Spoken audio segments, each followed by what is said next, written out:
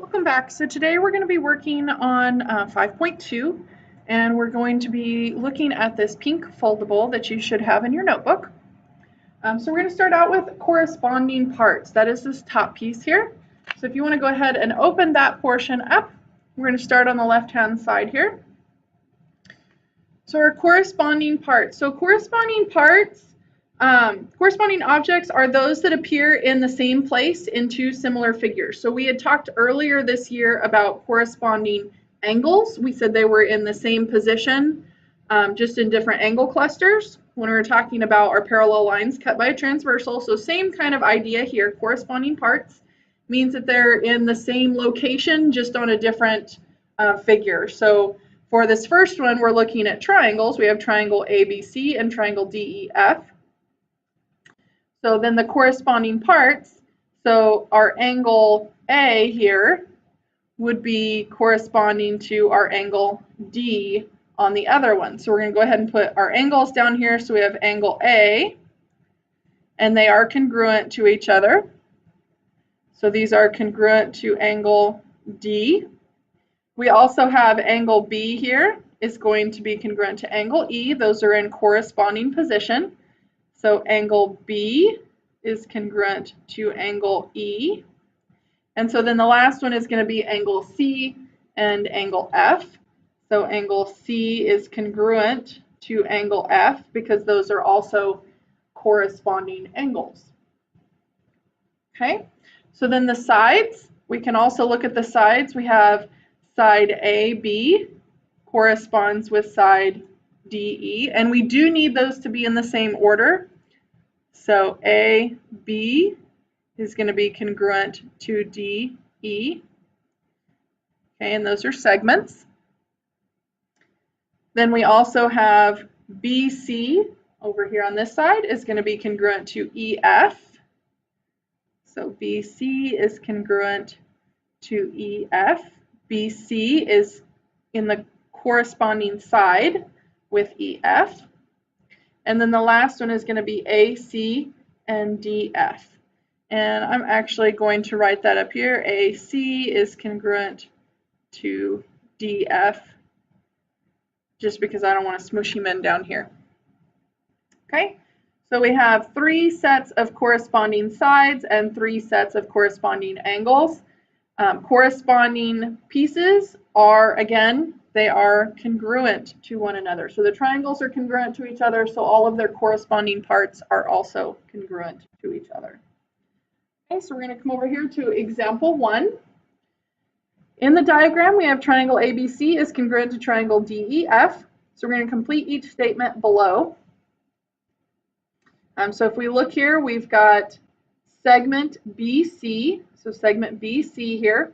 So the other thing I want you to look at, if you notice over here when we were naming these, so AC, that was the first and last. DF was also the first and last. So when we name these, we talked about this in first semester a little bit. It was important to make sure that we're naming them in the corresponding order. So that's going to help us over here as we're doing this example, because we have BC. BC is the last 2. So that's going to be congruent to segment EF. EF. Okay, because again, we have the last 2 letters, and the last 2 letters are going to be the corresponding segments there. So then for angle F is the last letter of our second triangle. So we're going to correspond that with the last letter of the first triangle, which is angle C. So this is angle C. Angle A is the first one, so that's going to be congruent to angle D. Then we have the measure of angle E. The measure of angle E, well, E corresponds with B, and we know that B is 77. So the measure of angle E also has to be 77 degrees. And I'm going to go ahead and put that over here on my shape. And then we have another one here. We have DF. DF, so we're looking for the length of DF. Well, DF is going to be the same as AC, and we know that AC is 5 centimeters, so DF is also 5 centimeters. So I'm going to go ahead, sorry, if you open this up, you can see the F there. So this one here we said was 5 centimeters, so I'm going to go ahead and write that on there. And then the last one, triangle ACB, so from A to C to B, is going to be congruent to what other triangle? Okay, well, we said that A is congruent with D, so we're going to put D here. We said that C is congruent with F, so F is going to go next. So then that means B is going to be congruent with E, so E is going to go last. So we still have these in corresponding order. These are the same triangles. We just wrote them in a different order. So we have the corresponding parts are in the same position. So A and D here. C is next. C went with F here. C still goes with F. B with E. B still is matched up with E here. Okay? All right. So let's keep moving on. So our second piece is congruent figures. So not just looking at corresponding parts, but congruent figures here. So what do we have on the left-hand side? It says congruent figures. Figures are congruent if they have exactly the same size and shape. Okay, so that's like when we were talking about doing reflections or rotations or translations. Those were all congruent figures. Their corresponding sides and their corresponding angles must be congruent to each other. So we took the same shape and we just moved it somewhere else. Those were all congruent figures. So let's look over here at example 2. So in the diagram, we have two congruent quadrilaterals. We have ABCD is congruent to EFGH. So we're going to find the value of X and Y. Okay, so I'm going to start with X. So if we look here, it says angle B is 110. Well, angle B is congruent to angle F.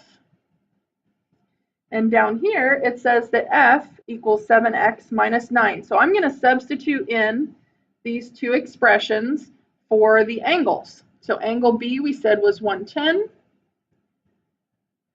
And angle F was 7x minus 9.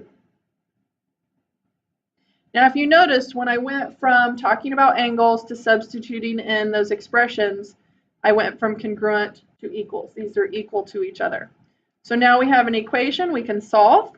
So we're going to add 9 to both sides. So 119 equals 7x. Divide by 7 on both sides.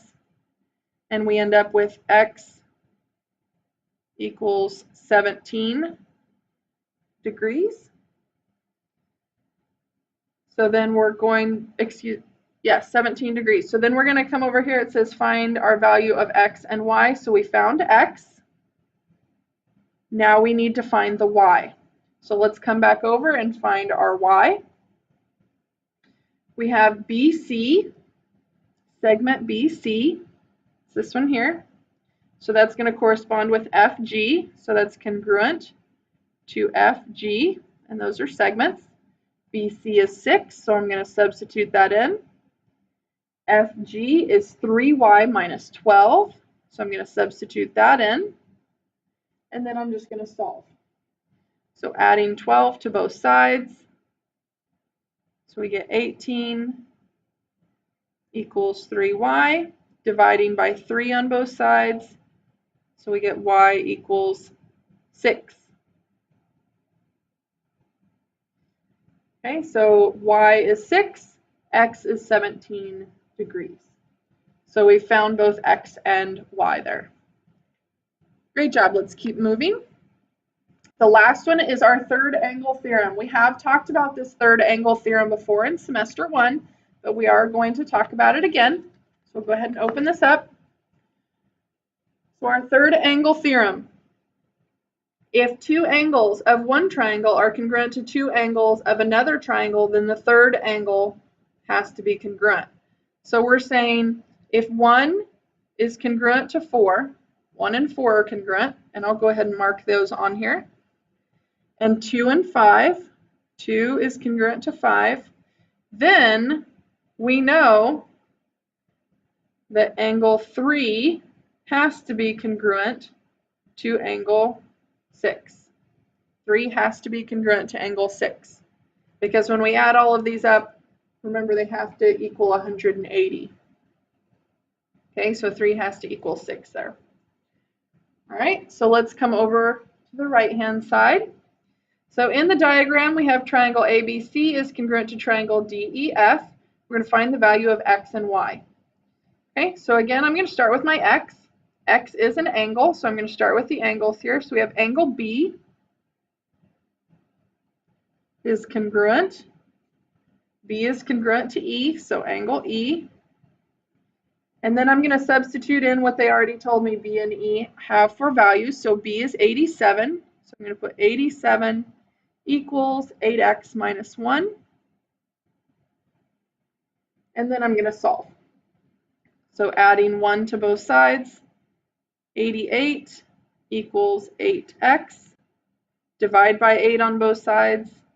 So we get x equals 11. Okay. So that's our x value. So then the next piece, we also need to find our y. Y is down here with another angle, that's angle C. So angle C is congruent. C is congruent to F, so that's angle F. So then I'm going to plug in 3y for C equals, let's see, F. It doesn't tell me what F is, so I'm going to have to figure out F. So we're going to pause for just a minute here, and we're going to say, okay, if I know that x is 11, so that means 8 times 11, that's 88 minus 1, so that's 87. Okay, I know D is 42. We talked in the last section about our triangle sum theorem, which says 87 plus 42 plus, we'll call this F, equals 180. So if we add those two together,